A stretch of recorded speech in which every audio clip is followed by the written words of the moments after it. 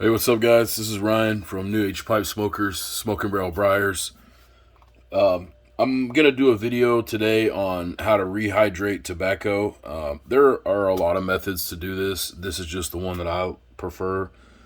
And sorry if you can't see my face. I have my phone propped up here to give you the hands-free experience.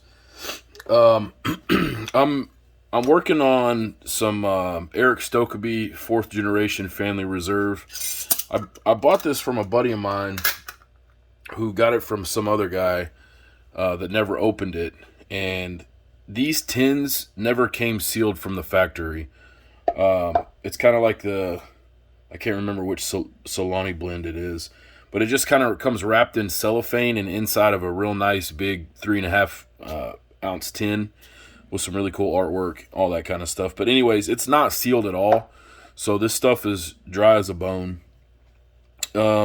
The reviews on this stuff are awesome. I've never had it, but you can kind of see some of the components in it. You got some black Cavendish, some burley, and then some little chunks of Virginia flake in there. And this is a Danish tobacco, so it's not really heavily topped with anything. The toppings are vanilla and marzipan. So, I mean, even dry, this stuff smells awesome, but you can tell that it's not heavily topped, so the tobacco is not just drowning in flavoring. But anyway, this is a question that I see brought up a whole lot in the groups and asked in videos and everything else. So I'm going to show you my method, how I do this. So the first thing you're going to need is like a ramekin, sauce cup, whatever you want to call it. I take this and I put an unbleached coffee filter in it. I mean, you can use bleach. This is what I use at the house, so I have them on hand. Just tuck an unbleached coffee filter in there, kind of wad it up, throw it down in there. The next thing I do is I use distilled water. I use smart water just because I don't really use distilled water a whole lot, and so there's no reason having a gallon laying around. So I buy a bottle and it lasts me forever. Pour a little water in there. Kind of mash the filter down, let it soak the water up, and then pull the filter back up and kind of fluff the edges out a little bit like that. Next thing, you're going to take your Pyrex dish or your Tupperware, whatever that you have that's going to make an airtight seal, semi-airtight seal around it. Put your ramekin right in the middle of it, and then take your tobacco and just distribute it around the edges.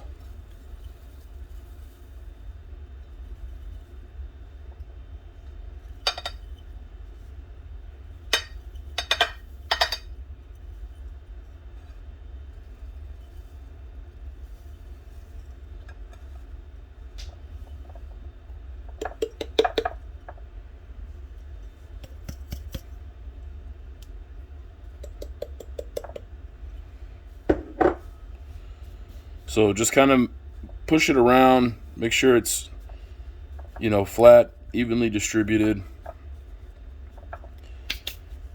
Then take your lid, put it over the top, boom. So this is what you're going to do, and you're going to let this sit for 48 hours. Well, depending on how dry the tobacco is. If it's like this, I suggest going 48 hours, take the ramekin out, make sure there's still water in it, fluff it up a little bit, put it back in there, and let it go. If it's not that dry, check it after 24 hours. I mean, you don't want to get it sopping wet.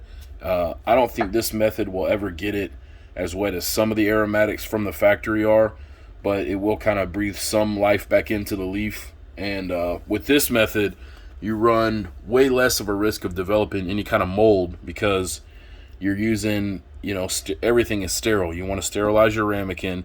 You want to use, just your unbleached coffee filters, and you want to use distilled water. I know back in the day, some of the old timers would tell you just throw an apple in there, and that probably worked fine for them, and it works fine today too. But that was probably for tobacco that you were gonna smoke really fast. You weren't just gonna have tobacco sitting around. Me, I don't smoke my tobacco like that, and so this jar I'm planning on sticking in the cellar for a while, because I'm probably not going to just smoke everything in that jar and then move to the next one. So I want something that's going to be able to sit there for a while without running the risk of developing mold spores. So this is just a very safe and effective method of rehydrating tobacco, and I hope this helps at least one of you guys out.